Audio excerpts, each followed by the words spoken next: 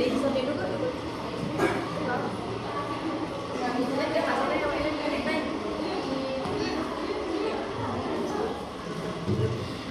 teman-teman semuanya. Halo.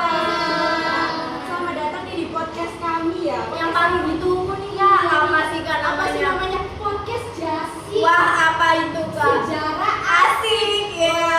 Pada episode ini kita akan membahas tentang dampak penjajahan Jepang di Indonesia. Wih, keren banget sih Kak. Wah, di sini kita nggak sendirian nih, kan kita bakal ngobrol santai tentang wawasan khususnya tentang sejarah nih. Wah, keren banget. Aku kenalan dulu dong, nama aku Naila Zalzala, selaku host di sini dan rekan aku Fania Reni. dan kita kali ini bakal bahas topik yang menarik banget dan kita nggak sendirian karena kita udah mengundang narasumber keren kita hari ini Iya, yang wah, pastinya berkompeten dari kampus-kampus top 10 nih. Wah, siapa Dari ya? mana aja sih Kak? Masih kita Ayo, Kak, panggil nih. kita panggil. Ini dia. Narasumber kita hari ini.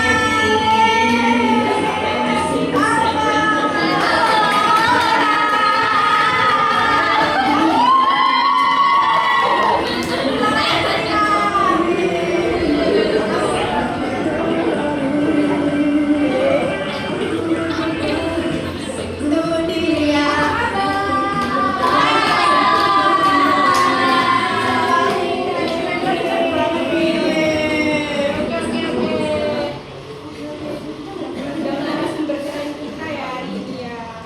Oke Kak, langsung aja nih Kak, kita mulai Kak. Langsung aja ya kita mulai nih ya. Aku mau tanya nih. Mungkin sedikit jelasin sih kenapa kalian tertarik sama topik ini. Kalau dari aku sih, aku penasaran dengan penjajahan Jepang di Indonesia karena hari ini buat aku sangat penasaran. Karena di satu sisi penjajahan ini membuat rakyat Indonesia menjadi sangat menderita, namanya juga penjajahan kan. Tapi di sisi lain, justru dari masa itu muncul kekuatan, kesadaran, dan pengalaman yang nantinya mendorong Indonesia menuju kemerdekaan. Jadi aku penasaran bagaimana sesuatu yang begitu menyakitkan justru menjadi langkah awal untuk menuju kemerdekaan. Wih, bagus banget ya Kak ya. Iya. Tertarik nih.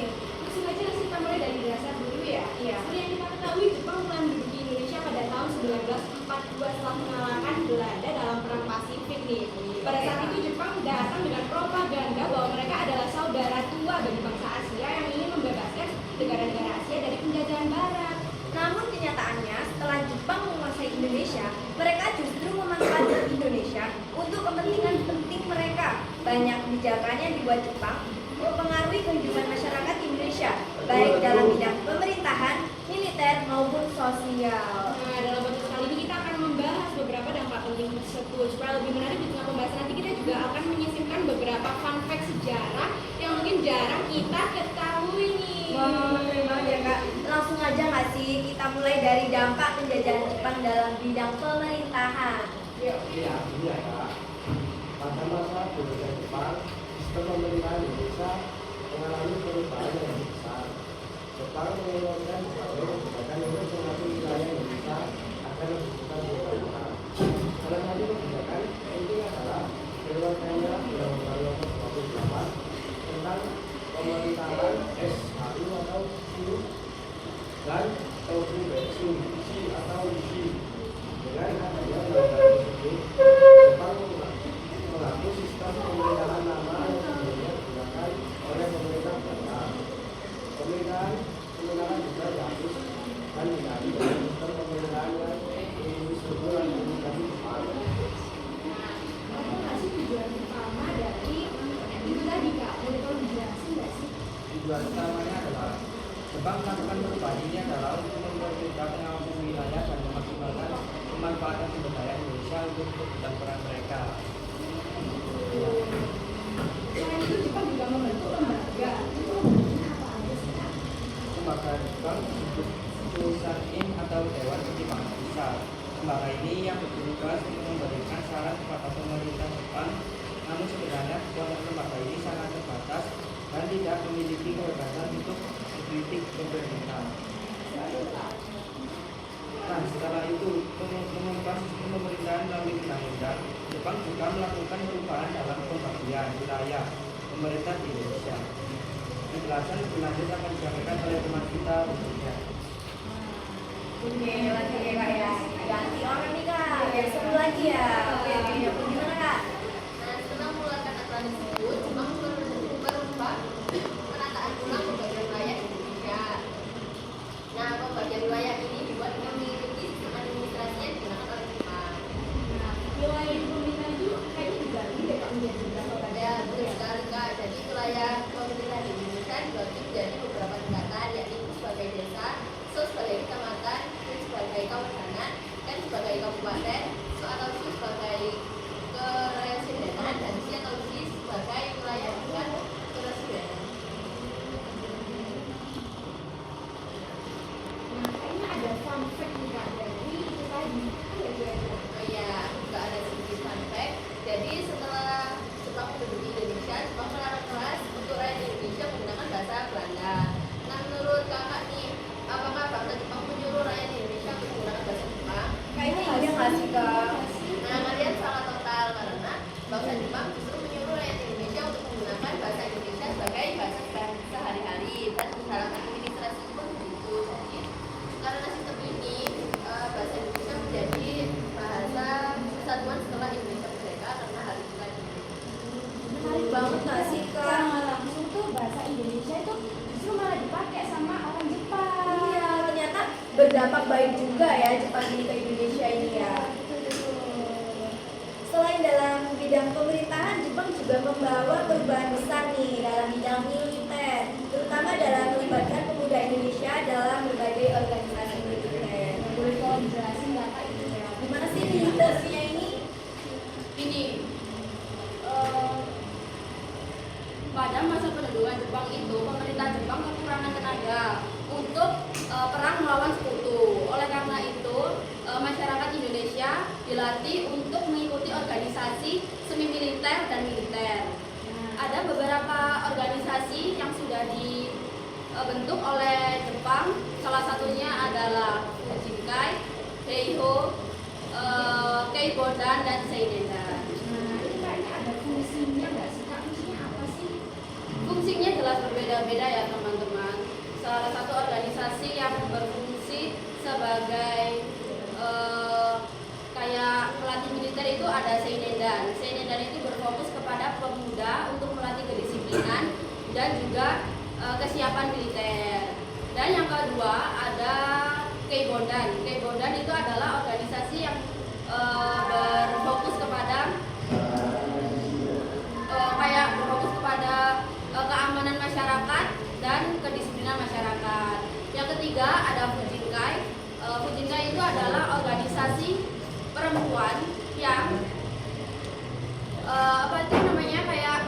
yaitu berfokus kepada untuk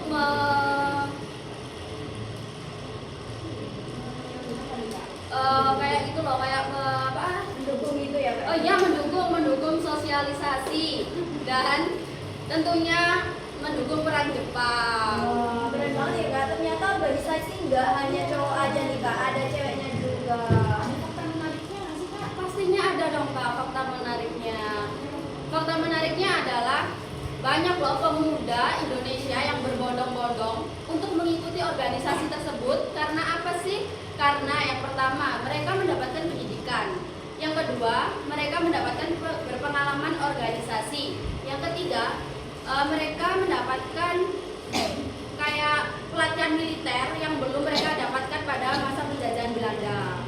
Wah, keren banget ya kak Dari ya. berbagai organisasi militer tersebut ada dua nih yang paling terkenal dalam sejarah Indonesia. Apa sih kak? Heiho dan PETA. Wah, keren banget. Kedua organisasi ini tuh punya peran yang cukup besar dan melibatkan banyak pemuda Indonesia nih. Langsung aja kak. Kita bahas yang pertama itu apa tadi sih? Heiho. Jadi Melo itu ya kak, pasukan pembantu tentara Jepang yang anggotanya berasal dari pemuda Indonesia. Mereka tuh secara resmi menjadi bagian tentara Jepang dan membantu berbagai tugas militer. Iya Kak. Nah, ada nih para anggota Heiho yang mendapatkan pelatihan militer. Itu latihannya apa aja sih Kak? Iya kak, jadi para anggota Hemo itu di sana tuh dapat pelatihan militer seperti latihan fisik, latihan senjata, dan pendidikan kedisiplinan. Tapi secara praktiknya tentu saja ya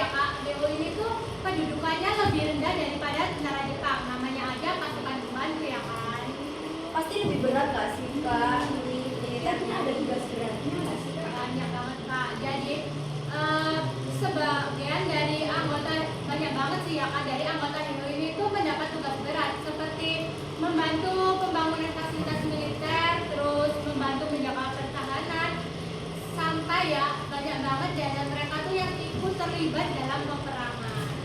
Ini ada fakta menarik ya sih? ya nggak sih kak Kita boleh Ada Kak, ada satu fun fact ya dari HINU ini tuh. Jadi sebagian dari anggota HINU ini tuh dikirim ke berbagai wilayah perang Jepang di Asia Tenggara, dan banyak banget di antara mereka tuh yang mengalami penderitaan akibat perang yang berat banget Kak. Berarti tentara-tentara mereka itu banyak yang menderita ya. iya kak selain itu Jepang juga membentuk organisasi militer yang sangat penting yaitu PETA atau Pembela Tanah Air. Gimana sih kak PETA itu? Nah, jadi sini aku mau sharing ya tentang peta. Jadi peta itu bukan peta dunia ya. Bukan ya kayak hampir yang besar itu kan bukan ya? Jadi peta itu adalah singkatan dari Pertahanan Tanah Air. Dibentuk pada 3 Oktober 1943. Dan peta ini dibentuk oleh seorang tokoh nasionalis yang ada di Indonesia, yaitu Gatot Nurmantio. Dan di peta ini tuh juga ada beberapa tingkatan jabatan. Itu ada Yudhai sebagai Dargo sebagai prajurit sukarela, ada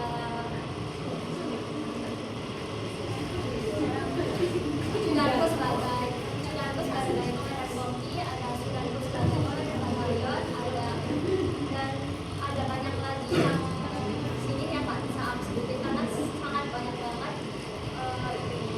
Namanya unik banget sih kak, kayak susu Denko deh. Ini ada fun fact-nya nggak sih kak? Jelas ada dong Kak. Ini apa sih kak? Jadi banyak banget tokoh nasional Indonesia itu yang berasal dari organisasi PKI ini. Jadi pengalaman militer mereka itu dapat membentuk tentara nasional Indonesia yang ada di Indonesia itu. Keren banget ya kak ya. Ternyata dari anggota PETA itu juga punya pengalaman militer yang mereka dapetin dan jadi bekal penting di dalam membentukkan tentara nasional Indonesia. Ya, baik banget Jepang ini. Dari pembahasan tadi kita bisa melihat ya bahwa penjajahan Jepang membawa berbagai perubahan dalam kehidupan masyarakat Indonesia nih. Oh gitu ya kak ya. Oke guys, dari beberapa yang udah aku dengar ini, aku bakal nyimpulin nih. Ternyata penjajahan Jepang membawa dampak besar dalam berbagai bidang kehidupan masyarakat. Dalam bidang pemerintahan, Jepang mengubah sistem administrasi serta pembagian wilayah pemerintahan. Dalam bidang militer, Jepang membentuk berbagai organisasi yang melibatkan pemuda Indonesia seperti Denko dan PETA. Pada masa itu, rakyat Indonesia mengalami banyak penderitaan, pengalaman organisasi, dan pelatihan militer yang diperoleh oleh para pemuda Indonesia. Kemudian dari pengalaman tersebut menjadi salah satu bekal penting dalam perjuangan menuju kemerdekaan. Keren banget ya kak ya. Dari pembahasan kita hari ini nih, menurut kalian apa pelajaran penting sih yang bisa diambil dari generasi muda? Jadi dari sejarah itu kita bisa belajar bahwa dari masa paling gelap sekalipun kita bisa langit kembali cahaya. Jadi tinggal kita sebagai generasi muda itu gimana mempelajarinya dan melihatnya, apakah sebagai perang semata atau sebagai untuk menjadi lebih tua. Ternyata kita itu perlu mengalami kesulitan dulu kak sebelum berhasil. Itu ya kak ya. Kita sebagai generasi muda juga harus semangat. Iya.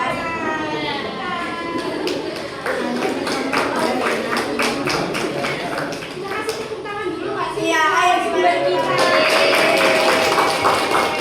Terima kasih obrolan kita udah sampai di akhir nih, dan kan kita udah bahas tentang hubungan antara pemerintahan dan juga militer. Betul kan?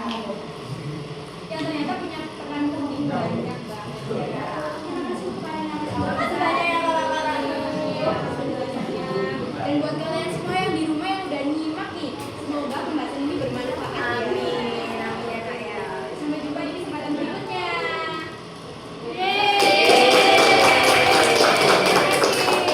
Jangan lupa apa kak? Jangan lupa apa?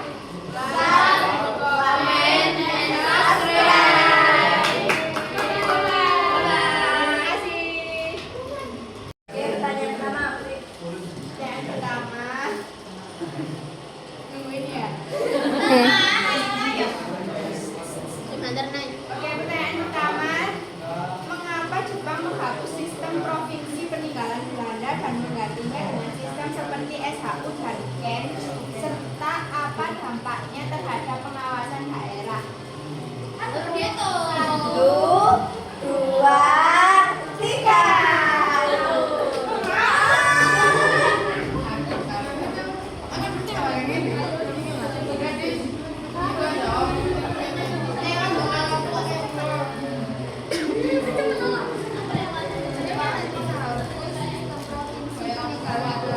Dan menggantinya dengan struktur administratif baru seperti SU atau keresidenan karena alasan kebutuhan militer dan eksploitasi sumber daya yang efisien untuk mendukung perang Pasifik. Sistem Belanda dinilai terlalu sipil dan birokratis, sementara Jepang menerapkan sistem pemerintahan militer Bunsei yang berkuasa mutlak. Dampak pengawasan terhadap daerah menjadi lebih ketat itu. Dampak pengawasannya maksudnya ya Ustaz. Dampaknya kontrol militer yang sangat ketat, sentralisasi pemerintahan, pemberdayaan pejabat lokal, penggunaan bahasa Indonesia, dan kekacauan ekonomi.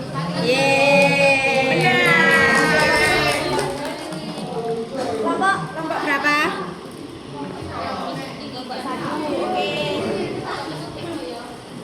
Ya, pertanyaan kedua. Bagaimana perubahan sistem pemerintahan pada masa Jepang mempengaruhi kehidupan sehari-hari masyarakat Indonesia? 1, 2, 3.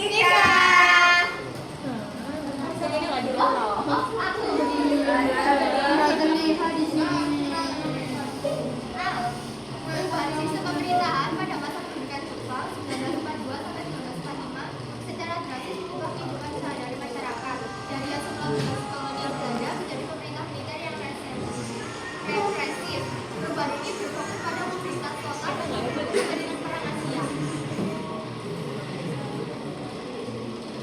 Dampaknya yaitu sistem pemerintahan militer yang dan birokrasi, kondisi ekonomi yang dan kelaparan, kerusakan dan kebutuhan.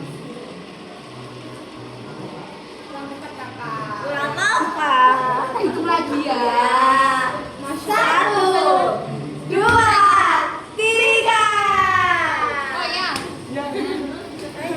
perubahan sistem pemerintahan pada masa pendudukan Jepang 1942 sampai 1945 dari sipil Belanda menjadi militeristik yang otoriter, membawa dampak drastis dan mendalam bagi kehidupan sehari masyarakat Indonesia. Pemerintahan Jepang mengganti struktur birokrasi, melakukan mobilisasi total untuk perang dan mengendalikan sumber daya yang menyebabkan penderitaan fisik, sosial, dan ekonomi yang luar biasa.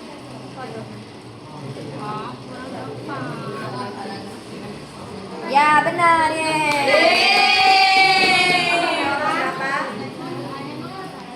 Berapa, Mbak? Siap, 3, 2, 1. 4. Wes, nah. Nomor 3. Ya, lanjut ya. Apa tujuan Jepang membentuk organisasi seperti Seinedan dan Keibodan selain untuk kepentingan militer? 1, 2, 3. Salah sebelah mana sih? Safa sih. Dengan nih. Safa, Mang. Iya, sumpah kayak. 1, 2, 3. Lah. Ayo, kita ini sih. Kira-kira 1, 2, 3. Selain untuk kepentingan militer, tujuan Jepang membentuk Seinedan dan Keibodan adalah untuk mengamankan garis belakang atau keamanan lokal atau pedesaan, memobilisasi tenaga kerja, menanamkan disiplin keras, serta menyebarkan doktrin anti sekutu atau propaganda untuk mendukung upaya perang Jepang. Benar. Kalau berapa 4 ya? Ya. Next nomor 4. Mengapa anggota Heigo sering ditempatkan pada posisi yang lebih berbahaya dibanding tentara Jepang? Dan apa yang menunjukkan hal tersebut? 1, 2, 3. Jessica. Oh iya. Sak kelompok.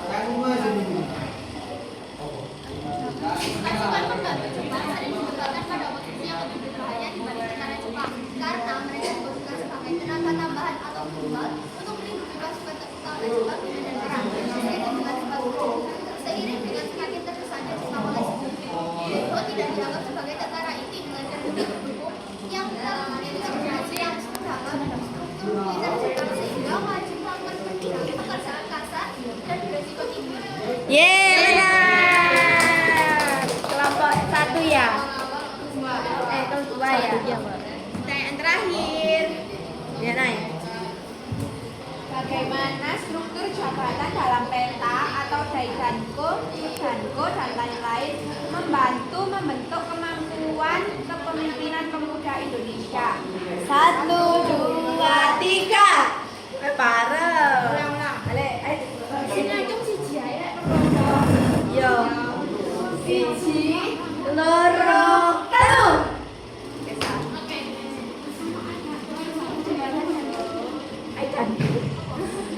Susu Denko sing diomongno Fani mang lho. Enak susu Denko.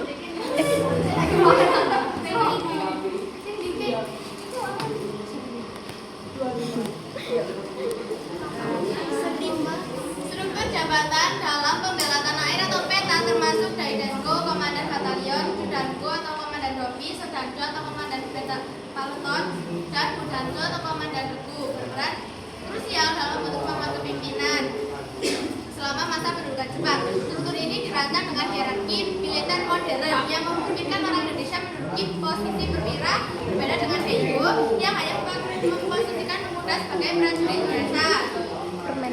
Dari pembagian jabatan sebagai kompetensi dan latar belakang, Denko dipilih dari tokoh masyarakat, ulama, birokrat atau orang berkemuka. Kalau Sudanko umumnya diisi oleh guru, pegawai atau yang berpengalaman. Kalau Sudanko itu dia dari kalangan pelajar sekolah menengah. Budanko itu dari pemuda berpendidikan dasar. Jadi kepemimpinan regu terkecil dan kedisiplinan yang dasar. 2. Pilihan pelatihan militer modern. Jadi setiap jabatan itu memiliki pendidikan yang berbeda-beda. Penggunaan senjata modern yang menanamkan kepercayaan diri, kemampuan mengambil keputusan cepat, dan keberanian pada pemuda Indonesia. 3. Penanaman disiplin dan nasionalisme. 4. Cikal bakal pemimpin TNI. Jadi struktur jabatan peta membantu membentuk kemampuan kepemimpinan pemuda Indonesia dengan menyediakan jenjang karir militer, pelatihan taktis yang intensif, dan pengalaman terhadap kepemimpinan yang fleksibel yang akhirnya melahirkan perwira-perwira berkualitas bagi tentara nasional Indonesia di kemudian hari. Benar. Saya memenangi kelompok lagi. Seri. Tambah 1 ya.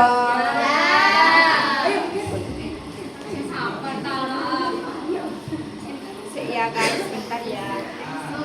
Ini seri.